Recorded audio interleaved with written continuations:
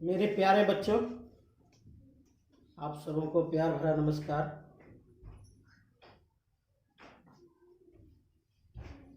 हम लोग आज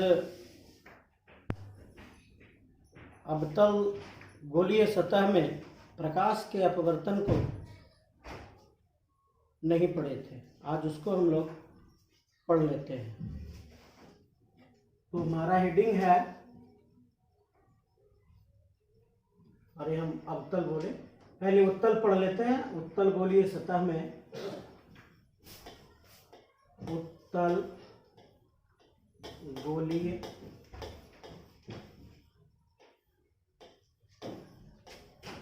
सतह में प्रकाश का अपवर्तन।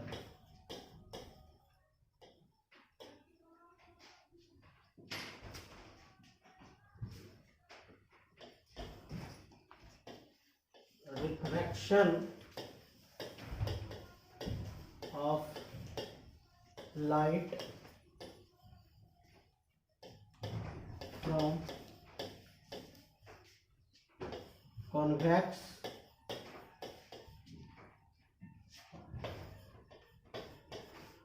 spherical surface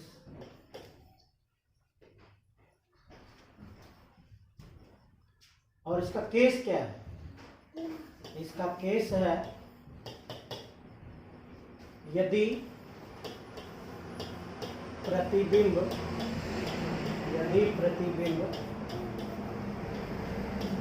आभासी हो। यदि प्रतिबिंब आभासी हो फॉर वर्चुअल इमेज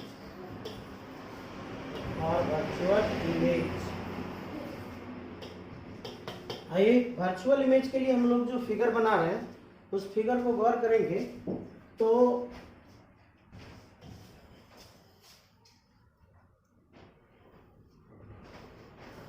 आपको हमने बताया था कि यदि प्रकाश की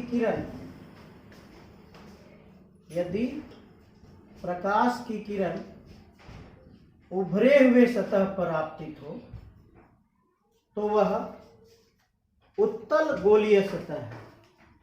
वह क्या है? Convex spherical surface. और इस स्थिति के लिए हम लोग क्या करते हैं, जो ऑब्जेक्ट है उस ऑब्जेक्ट को कुछ पोल के करीब लाते हैं। यदि हमें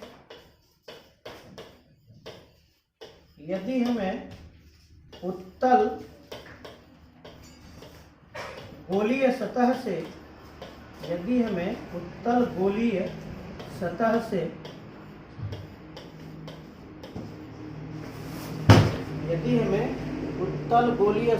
से आभासी प्रतिबिंब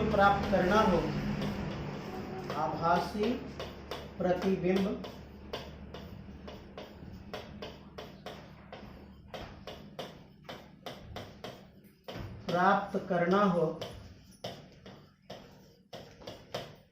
तो वस्तु को ध्रुव के करीब लाते हैं।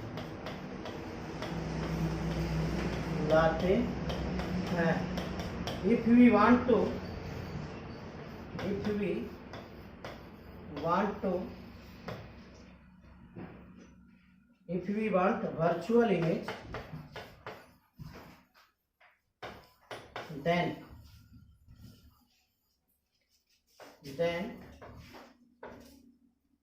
we should bring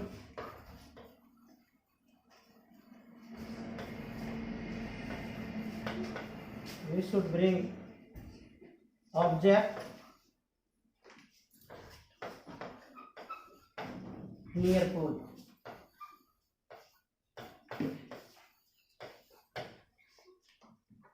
और जब हम वस्तु को पोल के करीब लाते हैं तो घटना क्या घटती है। ये जो स्फेरिकल सरफेस है, इस स्फेरिकल सरफेस का कहीं इधर पर वक्रता केंद्र होगा, सेंटर ऑफ कर्वेचर होगा। और हम जानते हैं कि वक्रता केंद्र और आपतन बिंदु को यदि मिला दिया जाए तो यह एक नॉर्मल जैसा कार्य करता, विलंब जैसा कार्य करता। इफ वी अटैच और join centre of curvature with point of incident that will work as normal.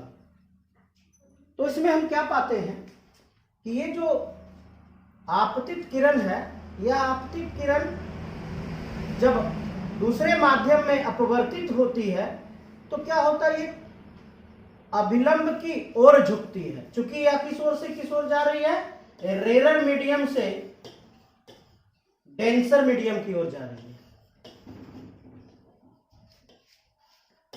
और रेरर से डेंसर में जाने का लॉ फॉर्मूला क्या है कि वो अभिलंब की ओर थोड़ा झुक जाती है। दे बेंड टुवर्ड्स नॉर्मल। तो ये जो नॉर्मल के तरफ बेंड होता है, ये थोड़ा सा बेंड होता है, ज्यादा नहीं हो पाता है। और हम इसको देखते हैं तो क्या पाते हैं कि यह प्रिंसिपल एक्सिस को, प्रधान अक्ष को कहीं पर नहीं काट पाता है। तब हम क्या करते हैं, हम लोग इसको इमेजिन करते हैं कि if we drop it back then it will cut the principal axis at a point. अगर हम उस अपवर्तित किरण को पीछे की ओर काल्पनिक रूप से बढ़ाते हैं तो क्या पाते हैं कि यह प्रधान अक्ष को कहीं ना कहीं काटती हुई प्रतीत होती है। तो जहां पर यह काटती हुई प्रतीत होती है वहीं पर उस वस्तु का आभासी प्रतिबिंब, वर्चुअल इमेज बनता है।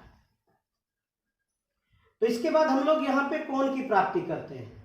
अगर कोण की प्राप्ति करना चाहते हैं तो देखिए, ये नॉर्मल है ना, नॉर्मल और इंसिडेंट रे, इन दोनों के बीच का जो कोण होगा वो आई कहलाएगा। और रिफ्रैक्टेड रे और नॉर्मल के बीच का जो कोण है वो आर कहलाता है। लेकिन ये जो रिफ्रैक्टेड रे है, ये जो अपवर्तित किरण है, ये उस मीडियम में, डेंसर मीडियम में, ये प्रधान अक्ष को नहीं कट कर पाती है। तो इसको हम जब ड्रॉ बैक करते हैं तो हम लोग ये नॉर्मल है और ये आपका अपवर्तित किरण है। तो इस कोण को हम लोग क्या कह देते हैं, आर कहते हैं।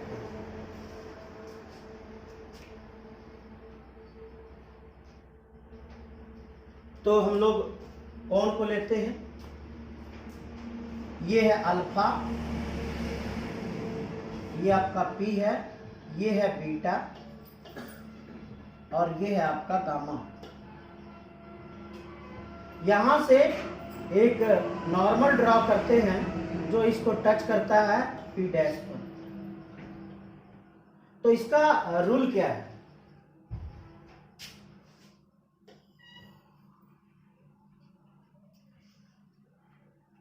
कि किरणें क्या होते हैं, किरणें उपाक्षीय होते हैं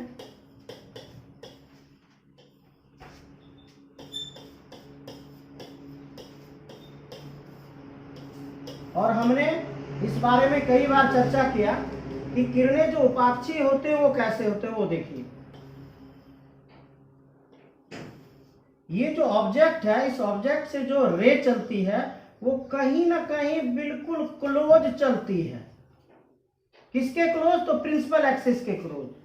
और प्रिंसिपल एक्सिस के क्लोज चलेगी तो यहां से अगर ये पी है आपका, यहां से जब हम एक लंब ड्रॉ करते हैं तो कहीं ना कहीं बिल्कुल ये टच करता होता है, यानी पी डैश जो है बहुत ही क्लोज होता है पी का। तो क्या लिखते हैं, किरणें उपाक्षीय होते हैं, अतः पी डैश पी के बहुत ही करीब होंगे।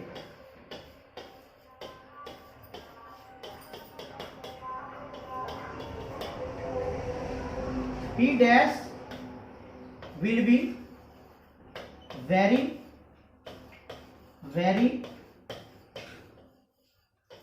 close to pole P. So all angles should be very small. जितने भी कोण होंगे बहुत छोटे होंगे। अतः कोण के मान छोटे होते हैं।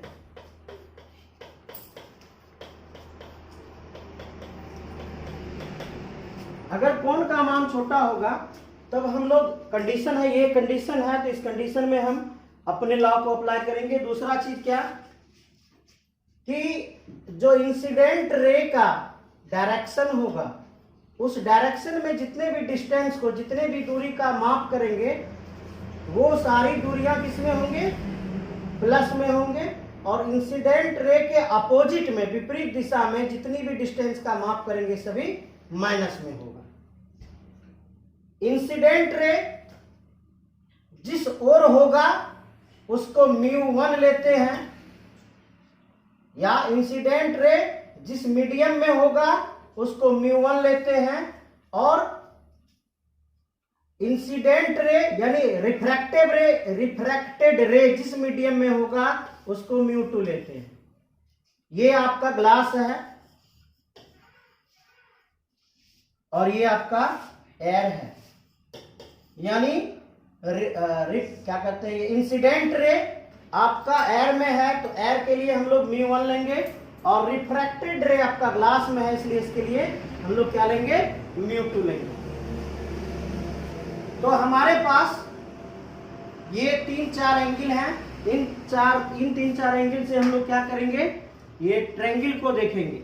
तो पहले अच्छा यहाँ पर इंसिडेंट पॉइंट ऑफ इंसिडेंट है ना, इसको ई ले लेते हैं। तो पहला जो एंगल है हम लोग इसको ले रहे, सो देखिए एंगल ई सी ओ ट्रायंगल, ये कैसे था, ये ऐसे था।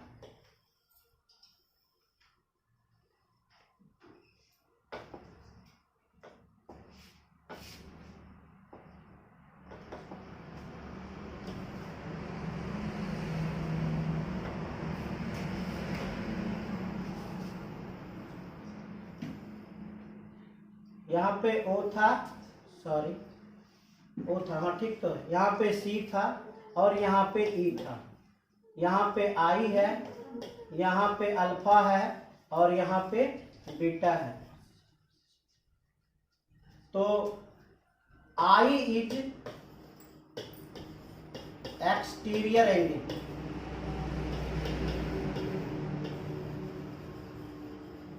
एक्सटीरियर एंगल बहिष्य कोण।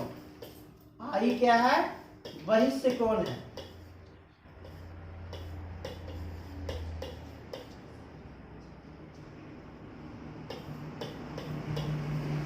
और बहिष्य कोण का मान दो अंतः अभिमुख कोण के योगफल के बराबर होता है।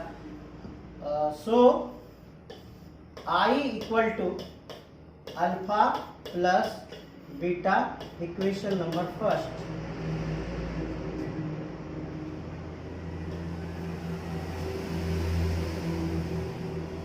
अब दूसरे त्रिभुज को लेके चलते हैं, दूसरे ट्रायंगल को लेके चलते हैं।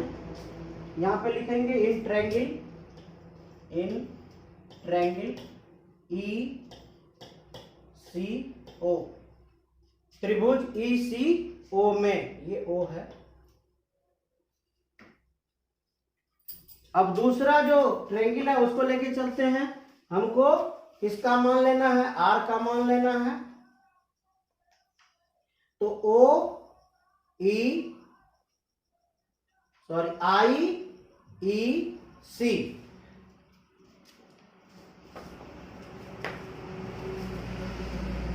इन सेकेंड ट्रायंगल IEC, त्रिभुज IEC में। तो इसमें जो एक्सटीरियर एंगल था R is exterior angle. R क्या है? R बहिष्य कोण है, बहिष्य कोण है। और हम लोग क्या जानते हैं कि जो बहिष्य कोण होता है उस बहिष्य कोण का मान अंतःअभिमुख कोण के योगफल के बराबर होता है। एक्सटीरियर एंगल जो होते हैं उसका जो योगफल होता है, वह उसका जो वैल्यू होता है वो उसके अंदर वाला दो कोण के योगफल के बराबर होता है। तो यहाँ पर क्या है? गामा है और बीटा है।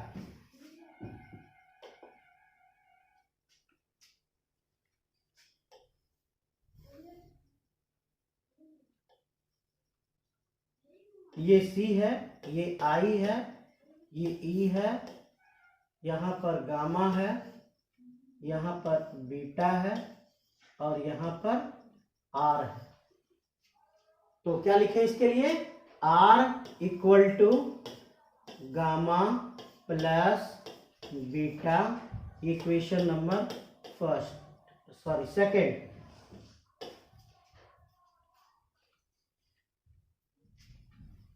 Equation number second. according to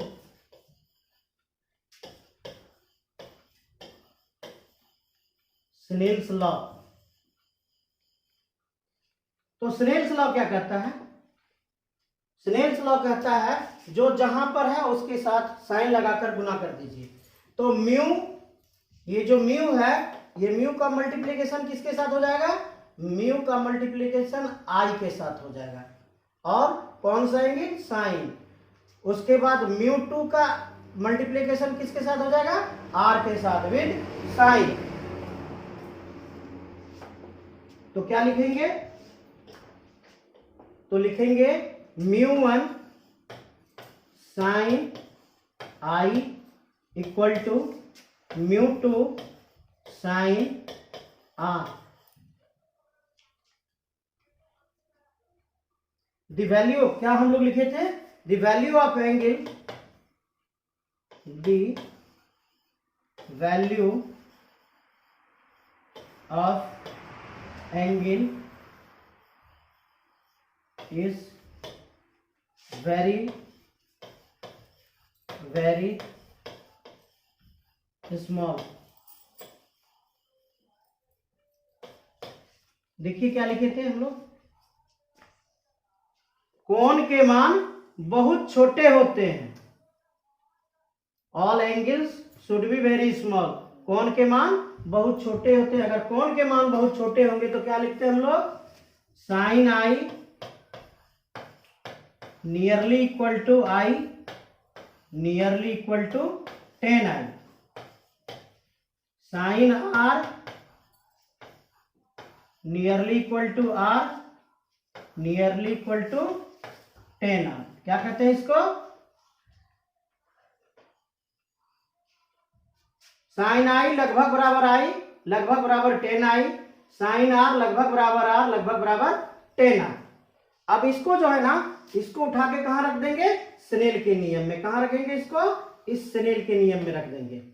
snail के नियम में रखते तो क्या मिलेगा हमको?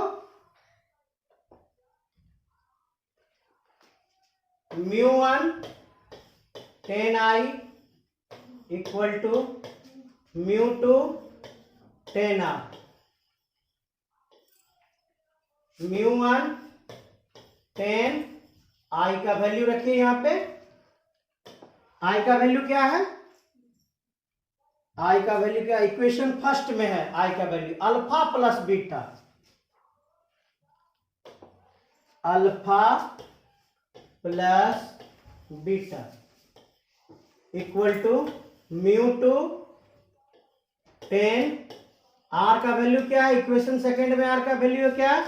Gamma plus beta. तो हमको 3 एंगल का मान ज्ञात करना है, tan अल्फा का, tan बीटा का और tan गामा का, ताकि उसका मान हम लोग इसमें रख सकें।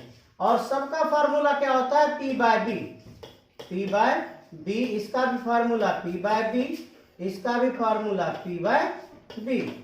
अब हम लोग गामा अल्फा बीटा के लिए हम लोग मान देख लेते हैं कहाँ है। चलिए अल्फा के लिए देखिए ई पी, ई होता तो पी डैश है, लेकिन हम लोग क्या लिखे थे कि पी डैश पी के बहुत करीब होते हैं, P dash will be very very close to pole. तो हम लोग जितना भी डिस्टेंस को मेजर करेंगे कहां से करेंगे, पोल से मेजर करेंगे, इसलिए क्या लिखते हैं इसको EP, EP by PO, EP by PC, EP by PI. Gamma के लिए ईपी बाय पीआई, बीटा के लिए ईपी बाय पीसी और अल्फा के लिए ईपी बाय पीओ। पहुंचते हैं वहां पे। तो अल्फा के लिए ईपी बाय पीओ, बीटा के लिए ईपी बाय, बीटा कहां था, सी पर था ना, पीसी, और गामा कहां था, इमेज पे था, तो ईपी बाय पीआई। ठीक, चलिए अगर हम लोग साइन कन्वेंशन लेते हैं, साइन कन्वेंशन, अगर हम लोग साइन कन्वेंशन लेते हैं तो आपका जो पीओ है, पीओ माइनस यू है, इंसिडेंट रे के विपरीत है, अपोजिट में है। पीआई इंसिडेंट रे के अपोजिट में है तो माइनस भी हो जाएगा। और पीसी इंसिडेंट रे के डायरेक्शन में है, आप फिगर देखिएगा आपको सारा चीज दिखाई पड़ेगा, तो इसको क्या लेंगे, प्लस आर। अब इसको हम लोग क्या करेंगे, जो स्नेल का लॉ निकाले थे, कहां है ये, इसमें इसका वैल्यू पुट कर देंगे। तो करते हैं पुट, μ1 tan अल्फा के लिए क्या लेंगे, tan अल्फा के लिए EP by PO, EP by minus you, plus beta के लिए क्या लेंगे, बीटा कहां, beta EP by PC, EP by PC, PC क्या है, प्लस आर। उसके बाद μ2 tan गामा, tan गामा के लिए क्या लेंगे, ईपी बाय पीआई, पीआई क्या है, माइनस बी, तो EP by minus B, plus इसके बाद क्या लेंगे, देखिए बीटा लेंगे ना, तो बीटा के लिए क्या आएगा, EP by PC, EP by PC के लिए क्या आता है, प्लस आर आता है।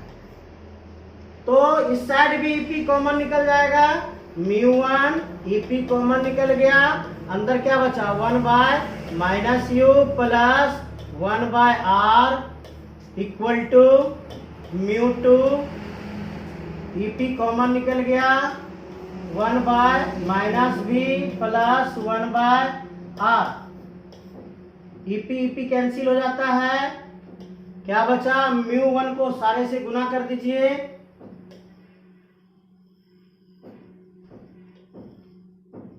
तो क्या आ जाएगा ये, μ1 by minus you plus μ1 by R equal to μ2 by minus B plus μ2 by R. तो हम क्या करते हैं, आर और आर को दोनों को एक तरफ ले आते हैं, तो इसका मतलब है कि ये जो μ2 बाय माइनस बी है उसको किस तरफ लाना है, उसको हमको इस तरफ लाना है, तो इसके आगे में माइनस है, इधर आएगा तो प्लस में, तो μ2 बाय भी माइनस, देखिए इसके आगे में माइनस है तो क्या लिखेंगे, क्या लिखेंगे, माइनस लिखेंगे, μ1 बाय यू इक्वल टू, इधर क्या है, μ2 बाय आर, ये प्लस में है उधर जाएगा तो माइनस में, माइनस μ1 बाय आर। तो μ2 बाय भी equal to μ1 by equal to minus ना है,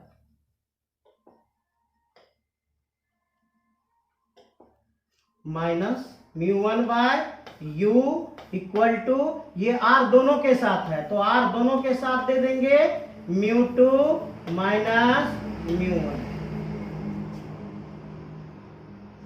μ2 माइनस μ1। ये आपका फाइनल फार्मूला हुआ। अगर आप बुक में देखेंगे तो क्या करता है, μ1 और μ2 का मान रख देता है। तो आप यहाँ गौर से देखेंगे μ1 कहाँ है, एयर में, तो μ1 का वैल्यू क्या होगा, 1 होगा। μ1 का वैल्यू 1 होगा तो हम लोग μ2 को क्या लिखेंगे, म्यू लिख देंगे। चलिए तो लिख के देखते हैं, μ2 को क्या लिखेंगे, म्यू लिखेंगे, बाय भी माइनस μ1 को क्या लिखेंगे, 1 लिखेंगे, बाय यू इक्वल टू μ2 को क्या लिखेंगे, म्यू लिखेंगे, माइनस μ1 को क्या लिखेंगे, 1 लिखेंगे, हवा के लिए है, बटे आर। यही आपका फाइनल सूत्र है। और जिनको थ्योरी नहीं लिखने आता है वो थ्योरी कैसे लिखेंगे, सो सुनिएगा। चित्र में लिया गया गोलीय सतह उत्तल है, वस्तु को ध्रुव के निकट रखने पर उससे जाती हुई एक किरण OE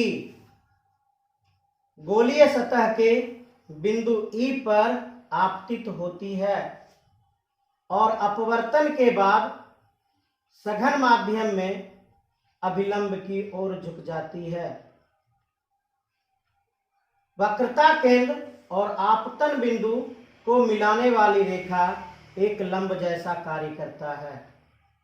हम पाते हैं कि अपवर्तित किरण प्रधान सघन माध्यम में प्रधान अक्ष को नहीं काट पाती है, अतः उसे काल्पनिक रूप से पीछे की ओर बढ़ाते हैं तो हम पाते हैं कि यह प्रधान अक्ष को बिंदु I पर काटती हुई प्रतीत होती है।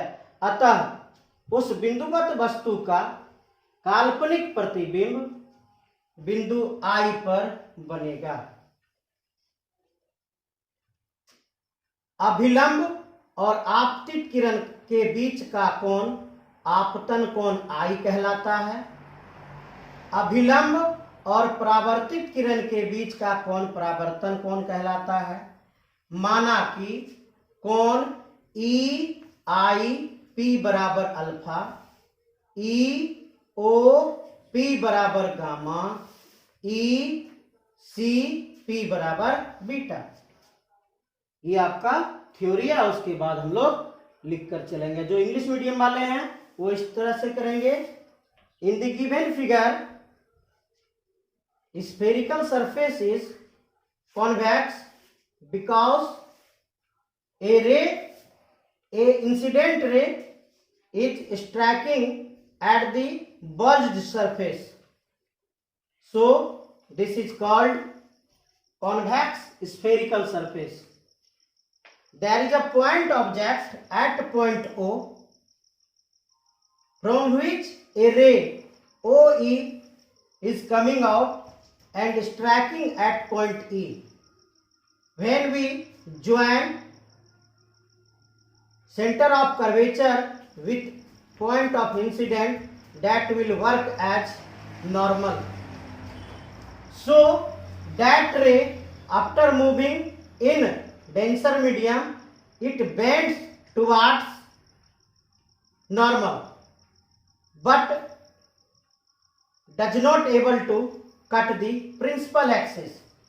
So when we virtually draw that refracted ray towards back, then it looks to cut at point I. So I is imaginary or virtual object of point O. The angle between normal and incident ray is called I. The angle between normal and refracted ray is R. Let angle EOP equal to alpha, angle EIP equal to gamma, angle ECP equal to beta. उसके बाद आपके लिए भी English और हिंदी दोनों में किया हुआ है, आप अगर चाहें तो इसको कर सकते हैं। ये नॉर्मली एज आप इंटरमीडिएट के लिए, जो इंटरमीडिएट की तैयारी कर रहे हैं उनके लिए है, और जो आगे अगर बनाना चाहते हैं तो हमने न्यूमेरिकल्स भी इस पे कुछ बनाया है। इसके पहले वीडियो में आप इसके पहले वीडियो में जो लाइव क्लास लिया था, उस लाइव क्लास में जाकर आप अगर क्वेश्चन को, न्यूमेरिकल्स को देखना चाहें तो न्यूमेरिकल्स भी आपको मिलेगा। चलिए, जितने भी बच्चे देखें, जो वाचिंग करते हैं उनके लिए धन्यवाद, और अगर समझ आती है तो सब्सक्राइब जरूर करें, लाइक जरूर करें। धन्यवाद।